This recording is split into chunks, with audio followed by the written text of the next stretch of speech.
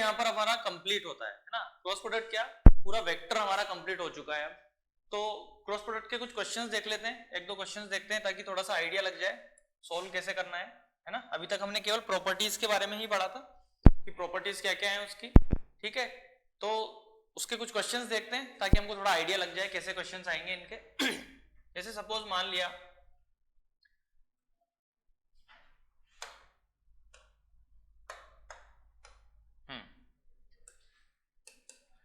Question लिया हमने, एक वेक्टर है ए वेक्टर। ऐसा करते हैं पहले क्रॉस प्रोडक्ट के क्वेश्चंस करने की कोशिश करते हैं, उसके बाद इसके दूसरे क्वेश्चंस करेंगे ना। क्वेश्चंस ले लेते हैं हम।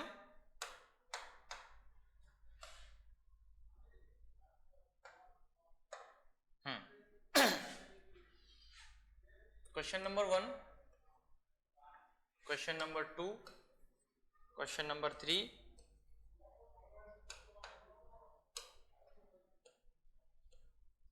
और क्वेश्चन नंबर 4, ठीक है। 1 2 3 4 4 क्वेश्चन ले रहे हैं हम। चारों क्वेश्चन हम क्रॉस प्रोडक्ट के लेंगे। क्रॉस प्रोडक्ट का मतलब क्या हो गया, क्रॉस प्रोडक्ट में भी कौन से वाले लेंगे, क्रॉस प्रोडक्ट में भी हम वो वाले लेंगे जिनमें हमको डायरेक्शन निकालनी होगी, है ना। क्योंकि बेसिकली हमको ज्यादा यूज इसकी डायरेक्शन का भी आना चाहिए। कई बार क्या होता है मैग्नीट्यूड तो हम फाइंड आउट कर लेते हैं लेकिन डायरेक्शन निकालने में हमको बहुत प्रॉब्लम आती है। तो देखो क्वेश्चंस करेंगे कुछ, एक दो चीजें मैं आपको यहां समझा दूं। देखो डॉट का मतलब होता है आउटवर्ड और क्रॉस का मतलब होता है डाउनवर्ड, अंदर की तरफ, है ना। जैसे ये प्लेन है तो इस प्लेन से अगर बाहर की तरफ कोई वेक्टर आ रहा होगा ऐसे, ये डायरेक्शन अगर उसकी हुई तो उसको हम बोलेंगे आउटवर्ड और उसको हम डॉट से डिनोट करेंगे, ठीक है। और जो डाउनवर्ड होगा अंदर की तरफ जो होगा, जैसे अंदर की तरफ जिसकी डायरेक्शन होगी उसको हम क्रॉस से डिनोट करेंगे। तो ये चीज हमको ध्यान रखनी है, ठीक। तो चलो स्टार्ट करते हैं। सब में हमको एक क्रॉस भी निकालना है। क्या फाइंड आउट करना है, ए क्रॉस बी की डायरेक्शन फाइंड आउट करनी है सभी क्वेश्चंस में, ठीक है। यहां भी लिख देता हूं,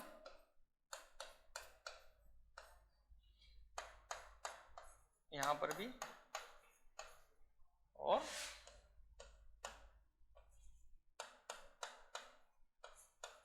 यहां पर भी, है ना। सभी में हमको ए क्रॉस बी फाइंड आउट करना है। देखो कैसे कैसे वेक्टर दिया हुआ है।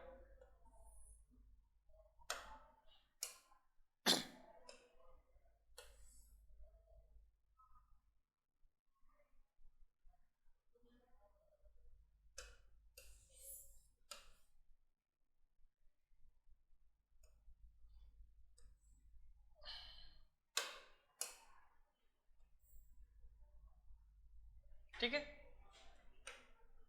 पहले मैं बना लेता हूं फिर बता दूंगा कौन सा ए वेक्टर है कौन सा बी वेक्टर है।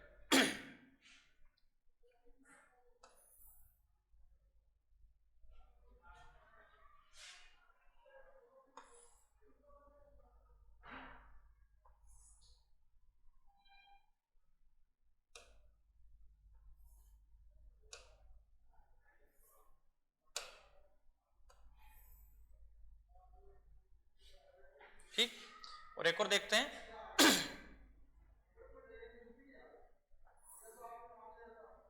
ठीक है, ये हो गया ए वेक्टर, ये बी वेक्टर, ये ए वेक्टर, ये बी वेक्टर,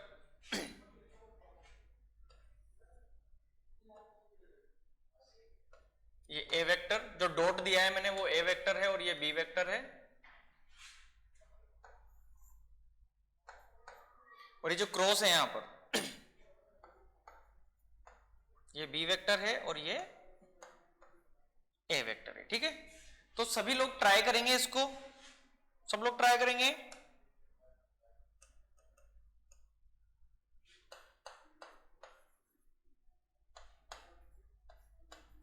सब लोग ट्राई करेंगे एक बार। कैसे ट्राई करेंगे इसको, डायरेक्शन मैंने बताई है निकालना आपको, किस तरह से निकालनी है, राइट हैंड थंब रूल से हमको डायरेक्शन फाइंड आउट करनी है। अब राइट हैंड थंब रूल मैंने आपको बताया था पहले भी कैसे करना है। सबसे पहले ए क्रॉस भी देखेंगे कौन से पहला आ रहा है कौन सा बाद में आ रहा है। जो पहला वेक्टर है उसकी तरफ हम हमारी फिंगर्स को रखते हैं और ये जो पाम होता है, ये पाम हम किसकी तरफ रखते हैं, दूसरे वेक्टर की तरफ रखते हैं, और फिंगर को ऐसे कर्ल करते हैं, तो जिस डायरेक्शन में हमारा थंब होता है वही डायरेक्शन होती है हमारे ए क्रॉस बी के रिजल्टेंट की। ठीक है, तो सब लोग एक बार स्क्रीन को पॉज करेंगे और सब लोग ट्राई करेंगे।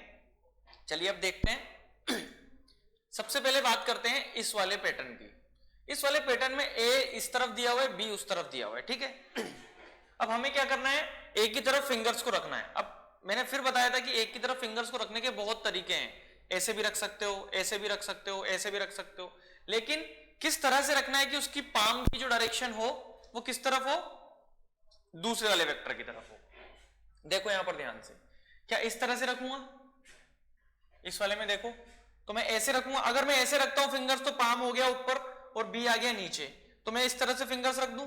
अगर मैं इस तरह से फिंगर्स रखता हूं तो मेरी ये पाम की डायरेक्शन किधर हो गई, इस बी की तरफ हो गई। यहां पर देखो ये तो हो गई ए की डायरेक्शन ऐसे, और ये हो गई हमारी बी की डायरेक्शन, ये पाम उधर आ गया। ऐसे कर्ल की फिंगर्स, ऐसे कर्ल करूंगा फिंगर्स, तो ये डायरेक्शन जो आएगी वो डायरेक्शन क्या कहलाएगी, रिजल्टेंट की डायरेक्शन।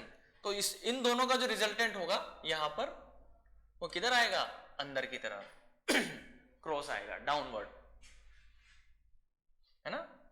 डाउनवर्ड की जगह यही लिख लो, क्रॉस, क्रॉस लगा लो, इससे पता चल जाएगा किधर है, अंदर की तरफ। ठीक है, नेक्स्ट बात करते हैं इसकी।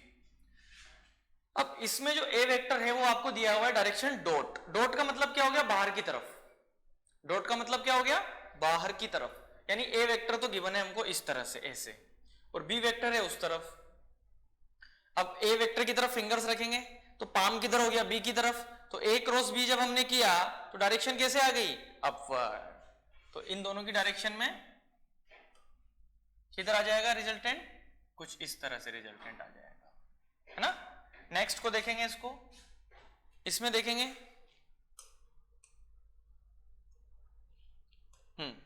ये बी है और ये ए है। फिंगर्स को ऐसे रखेंगे तो पाम हो गया उस तरफ, लेकिन बी तो पीछे रह गया, तो फिंगर्स को क्या इस तरह से रख सकते हैं, इसके अलोंग फिंगर्स को रखा और बी की तरफ हमको ऐसे कर्ल करना है, तो बी की तरफ जब कर्ल किया तो डायरेक्शन किधर आई, ऐसे आउटवर्ड, है ना।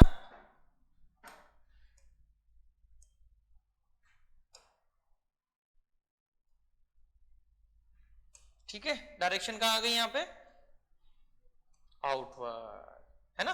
तो इस तरह से डायरेक्शन फाइंड आउट करना भी हमको आना चाहिए। नेक्स्ट देखेंगे, ए वेक्टर तो ऐसे दिया हुआ है और बी वेक्टर दिया हुआ है अंदर की तरफ, है ना। क्रॉस का मतलब क्या हो गया, अंदर, इस प्लेन के अंदर की तरफ। तो सबसे पहले फिंगर्स करेंगे हम कैसे, इस डायरेक्शन, देखो ऐसे रखेंगे तो पाम इधर आ गया और बी हमारा अंदर की तरफ है, तो कोई मतलब नहीं हुआ। यानी कि हम रखेंगे फिंगर्स को ऐसे इसकी डायरेक्शन में, और ये पाम जो आ गया वो किधर आ गया, इसके बी की डायरेक्शन में। फिंगर को कर्ल करोगे ऐसे, तो जब कर्ल करोगे तो किस तरफ आएगा, इस तरफ आ जाएगा, तो रिजल्टेंट जो आएगा आपका वो ऐसे आएगा, है ना। ये रिजल्टेंट जो है वो ए के और बी के दोनों के परपेंडिकुलर होना चाहिए। हर जगह देख लो आपको पता चल जाएगा। यहां पर क्या है, इस तरफ है, ये ए है, ये बी है, देखो ये जो रिजल्टेंट है ये ए के भी परपेंडिकुलर है और इस बी के भी परपेंडिकुलर है, तो दोनों के परपेंडिकुलर आएगा। इधर भी ऐसे ही होगा। अब जो रिजल्टेंट आया वो इस प्लेन के परपेंडिकुलर है, तो इस प्लेन के परपेंडिकुलर है, तो इस प्लेन में जो भी वेक्टर होगा उसके तो ऑटोमेटिकली परपेंडिकुलर हो गया।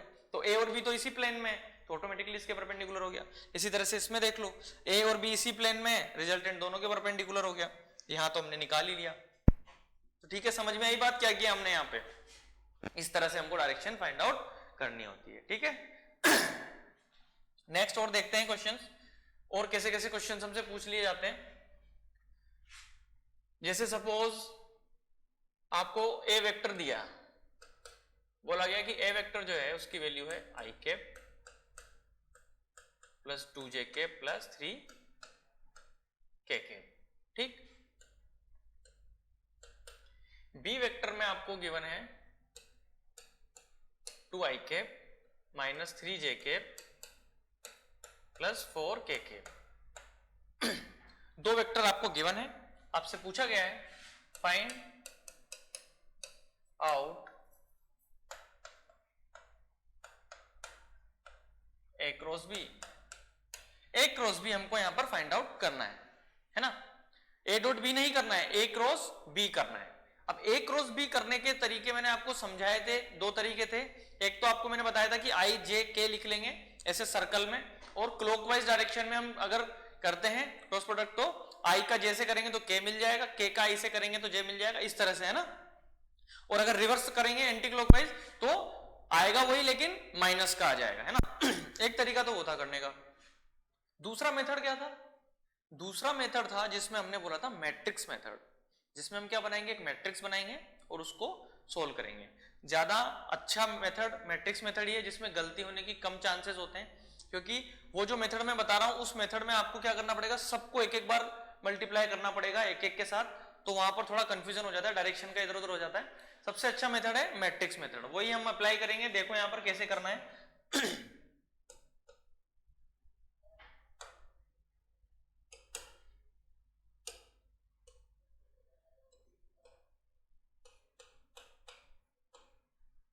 ए क्रॉस बी फाइंड आउट करना है, ठीक है। बनाते हैं, देखो, ठीक है। सबसे पहले क्या बोला था मैंने, यहां पर क्या लिखेंगे, आई कैप, जे कैप और के कैप, ठीक है।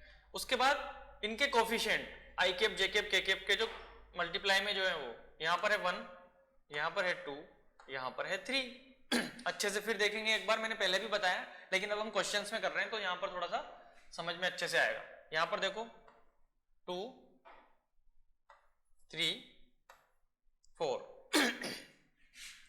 देखो सीधा सीधा मैंने यही लिखा है, यहां पर 3 माइनस का है तो माइनस लगाएंगे यहां पे, है ना। क्या करो, ये आई कैप, जे कैप, के कैप को तो डिलीट कर दो, या फिर आई कैप, जे कैप, के कैप को क्या कर दो, इरेज कर दो, तो बचेगा क्या, 1 + 2 + 3, यही लिखा है मैंने यहाँ पे। यहाँ पर भी आई कैप, जे कैप, के कैप को मैंने ऊपर लिख दिया, यहां से हटा दो तो 2 - 3 + 4।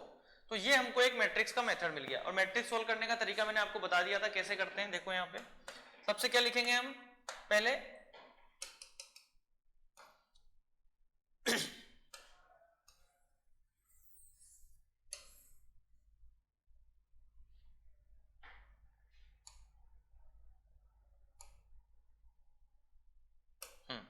सबसे पहले क्या लिखेंगे, देखो यहाँ पे आई कैप लिखेंगे, फिर ये वाली रो और ये वाली रो, है ना, ये कॉलम और ये दोनों लाइन क्या हो जाएंगी, यहां से इन दोनों लाइन को छुपा लो। बचा क्या हमारे पास, ये और ये। तो कैसे करते हैं हम, this multiply minus this, this multiply minus this, है ना। करो यहां पर 2 × 4 कितना हो गया, 8, minus this multiply by this, तो ये और ये को मल्टीप्लाई करेंगे तो कितना हो जाएगा, 9, किसका, माइनस का, और पहले से यहां पर माइनस है तो ये प्लस हो जाएगा। कोई डाउट इसमें? अब नेक्स्ट लिखते हैं हम जे कैप। डायरेक्शन मैंने आपको बताई थी, प्लस माइनस ऐसे लिखते हुए जाते हैं। ये वाली रो और ये वाली रो खत्म हो जाएगी दोनों। कौन कौन से बचेंगे, 1 4 2 3, मल्टीप्लाई बाय 1 और 4 को करेंगे तो कितना हो जाएगा, 4 - 6। सिमिलरली ये प्लस आएगा और के कैप आएगा, ये वाली टर्म और ये वाली टर्म गई, बचा क्या, ये, तो -3 फिर माइनस आएगा, मल्टीप्लाई बाय 2 × 2, ये कितना हो गया, 4। देखो यहां पर बचा क्या, 8 और 9 कितना हो गया, 17 आई कैप, 4 - 6 यानी माइनस का 2, और माइनस पहले से बाहर है तो प्लस हो जाएगा, तो प्लस का 2 जे कैप, प्लस देखो यहां पर माइनस का 3 माइनस का 4 दोनों ऐड करेंगे तो कितना हो जाएगा, -7, माइनस का 7 बाहर आएगा तो -7 के कैप। तो जो ए क्रॉस बी था उसकी वैल्यू क्या निकल कर आई, 17 आई कैप प्लस 2 जे कैप -7 के कैप। तो इस तरह से क्रॉस प्रोडक्ट हमको करना होता है ना। अब आपसे इसमें पूछ सकता है वो कि ए क्रॉस बी का मोड बताओ। तो ए क्रॉस बी का अगर मोड बताना भी है तो उसमें कौन सी बड़ी बात है, बता सकते हैं हम।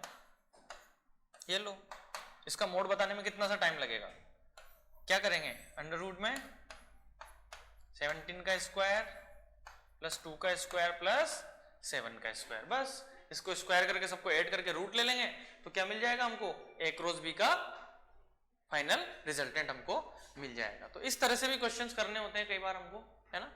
एक एग्जांपल और रहते हैं, इसको नोट कर लेंगे, नोट करेंगे इसको और आगे देखते हैं।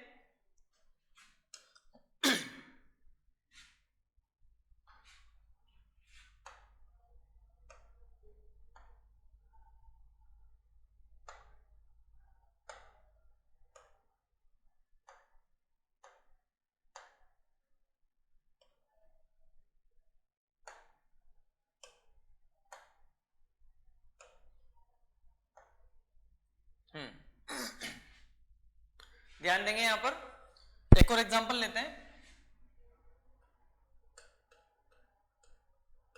सपोज पी वेक्टर गिवन है आपको 3i cap minus 6j cap plus 2k cap और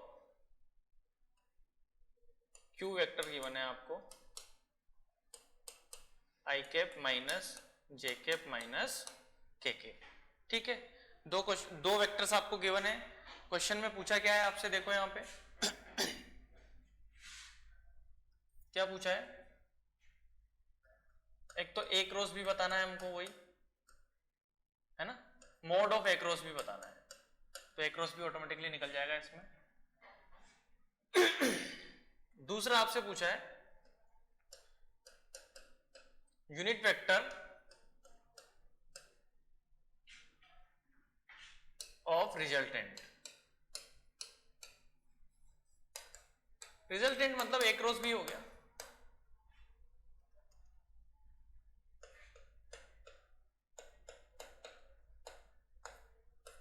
रिजल्टेंट मतलब ए क्रॉस भी हो गया।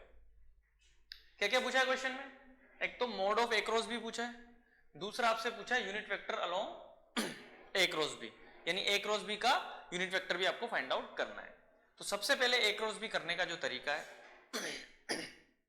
वो कैसे करेंगे, देखो वही मैट्रिक्स मेथड अपनाएंगे यहां पर भी। मैट्रिक्स मेथड के लिए क्या करेंगे, देखो ये हो गया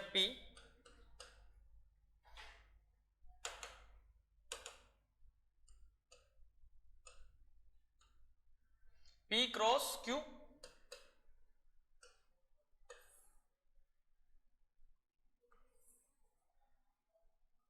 ठीक है। देखो i कैप j कैप और k कैप, सबसे पहले लिखेंगे फर्स्ट वाले को 3 6 2 फिर 1 -1 फिर -1, है ना। ये मैट्रिक्स हमने यहां पर लिख ली है। अब इसको सॉल्व करते हैं आगे। सबसे पहले क्या लिखते थे, i कैप ब्रैकेट में क्या लिखेंगे, देखो ये वाली टर्म और ये वाली टर्म तो कैंसिल हो जाएगी, ये वाली और ये वाली छुप जाएगी, बचा क्या ये, तो देखो 6 -1 को मल्टीप्लाई करेंगे तो -6, फिर बीच में माइनस आएगा, फिर 2 -1 को करेंगे तो -2 और माइनस माइनस हो जाएगा प्लस, माइनस का जे कैप क्योंकि प्लस माइनस चलता है। आगे देखो ये वाली टर्म और ये वाली टर्म तो चली जाएगी, इसको इससे मल्टीप्लाई करोगे तो माइनस का 3 माइनस आएगा बीच में और 2 मल्टीप्लाई बाय 1 माइनस का 2 आ जाएगा, ठीक है, प्लस के कैप। के कैप के लिए ये वाली टर्म और ये वाली टर्म तो चली गई, बची कौन सी टर्म, ये और ये वाली, तो यहां पर आ जाएगा आपका माइनस का 3 माइनस माइनस माइनस कौन सी वाली टर्म की बात कर रहा हूं, ये तो -6, ये -6 आ गया है। सॉल्व कर लो इसको, माइनस का 2 प्लस माइनस का 6 और प्लस का 2 मिलके कितना बनेगा, माइनस का 4 i कैप। यहां पर देखो माइनस माइनस माइनस का 5 और माइनस पहले से बाहर है तो प्लस हो जाएगा 5 j कैप। यहां देखो माइनस का 3 और माइनस का 6 माइनस का 9 j कैप। तो ये मिल गया हमको क्या, एक रोज भी सिंपल है ना। देखो मैट्रिक्स मेथड से 2 लाइन में आंसर मिल जाएगा आपको सीधे सीधे से। अगर आप दूसरे मेथड से करोगे तो सबसे पहले क्या करोगे, इस 3 को मल्टीप्लाई करोगे इस पूरे के साथ, तो 3i क्रॉस i तो 0 हो जाएगा, करने की जरूरत नहीं है। लेकिन जब तुम i क्रॉस j करोगे तो रिजल्टेंट में क्या आएगा, k कैप मिलेगा। फिर उसके बाद क्या करोगे, i क्रॉस k करोगे तो रिजल्टेंट में क्या मिलेगा आपको, माइनस k कैप मिलेगा, माइनस j कैप मिलेगा। तो ऐसे आपको सब टर्म्स लिखनी पड़ेगी, उससे अच्छा तरीका ये है, ऐसे करोगे तो ज्यादा आसान रहेगा। अब क्वेश्चन में क्या पूछा है, क्वेश्चन में पूछा है आपसे unit vector of resultant A cross B. पहले तो आपसे ये पूछा है कि ये बताओ ए क्रॉस बी का मोड बताओ क्या होगा, है ना। तो इसका मोड निकाल लेंगे, मैग्नीट्यूड निकालना है ना ए क्रॉस बी का। अंडर रूट में देखो यहां पे 16 प्लस 25 प्लस 81 ऐड कर लो इसको, ये आ गया हमारे पास मोड आ गया इसका, है ना। कितना हो जाएगा देखो, ये हो जाएगा आपका 41 और 122। ये देखो 16 एंड 25 कितना हो जाएगा 41, 41 प्लस 81 कितना हो जाएगा 122, तो root 122।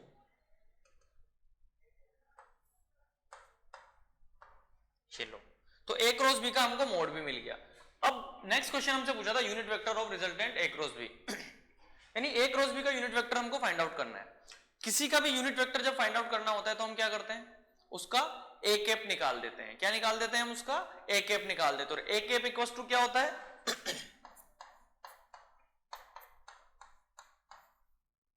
A vector upon magnitude of a vector, है ना। तो देखेंगे हम कैसे सोल्व करेंगे इसको। देखो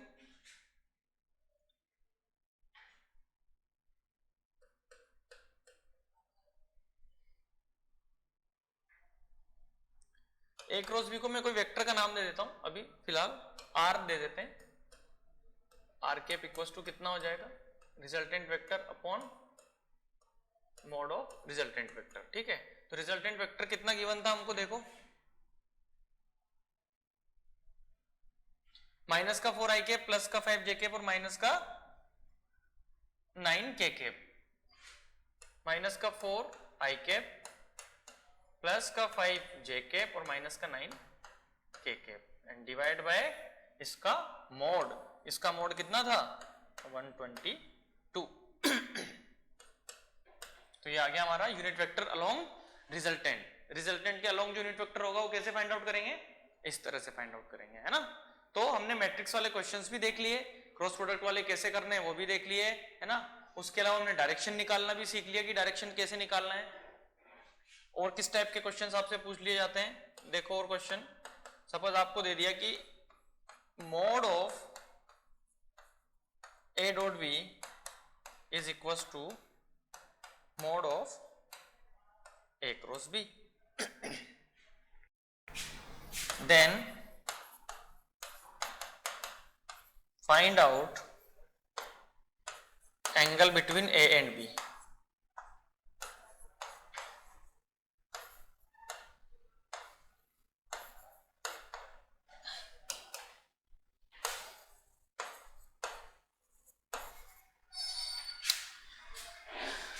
ए डॉट बी का मैग्नीट्यूड जो है वो ए क्रॉस बी के मैग्नीट्यूड के इक्वल है, ये हमको गिवन है क्वेश्चन, है ना।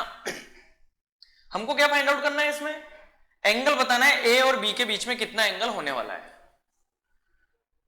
ये हो भी सकता है जो इसने क्वेश्चन में दिया है, एक्चुअली हमें तो मानना ही है उसने जो दिया है, बाकी अगर लॉजिकली देखें तो ये हो ही सकता है कि ए डॉट बी करें हम और उनका मैग्नीट्यूड कुछ आ जाए, ऐसे ही ए क्रॉस बी करें तो उसका मैग्नीट्यूड भी वही आ जाए जो ए डॉट बी में आए, ऐसा हो सकता है, पॉसिबल है।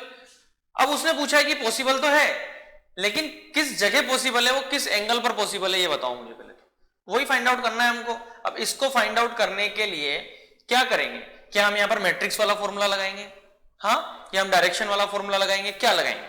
तो कुछ चीजें हमको यहां पर सीखनी होगी, समझनी होगी। यहां पर मोड लगाया हुआ है क्या लगाया हुआ है, मोड लगाया हुआ है। मोड लगाया हुआ है तो इसका मोड निकालूंगा तो क्या हो जाएगा, देखो ए बी कोस थीटा,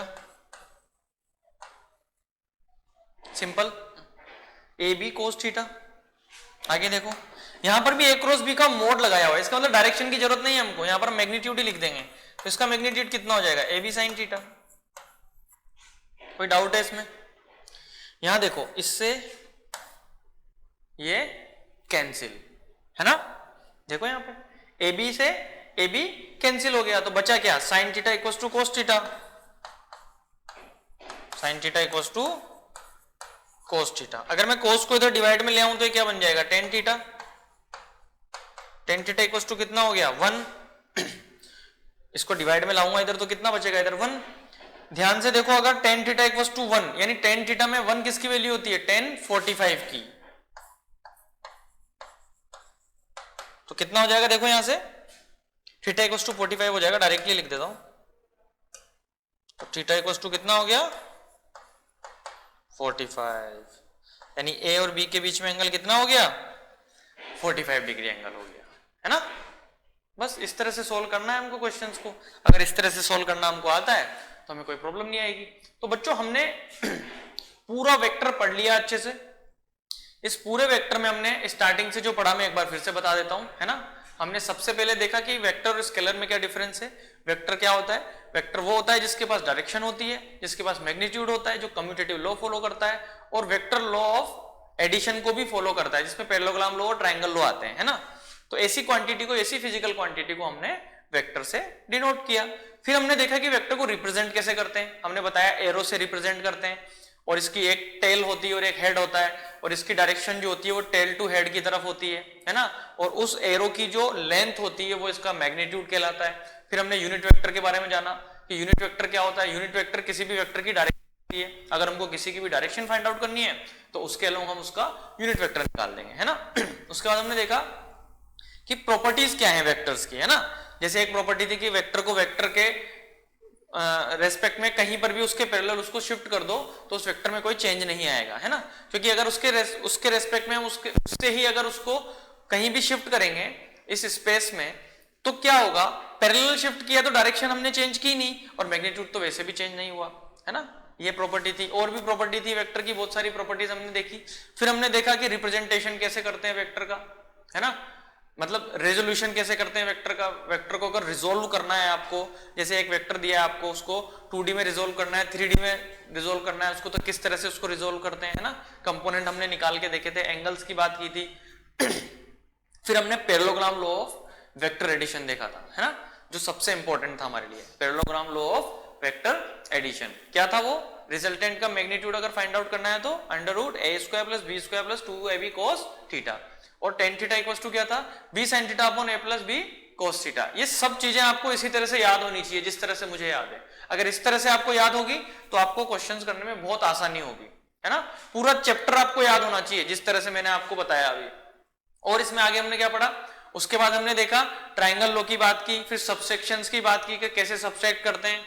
फिर उसके बाद हमने मल्टीप्लिकेशन की बात की कि मल्टीप्लिकेशन कैसे करते हैं। जैसे एक वेक्टर का दूसरे वेक्टर से मल्टीप्लिकेशन करना है तो मैंने बताया उसमें दो तरीके होते हैं, दो टाइप के होते हैं। एक तो डॉट प्रोडक्ट होता है जिसको हम स्केलर प्रोडक्ट भी बोलते हैं, और एक होता है आपका क्रॉस प्रोडक्ट जिसको हम वेक्टर प्रोडक्ट भी बोलते हैं। तो इस तरह से हमने दोनों कॉम्बिनेशन यहाँ पे किए।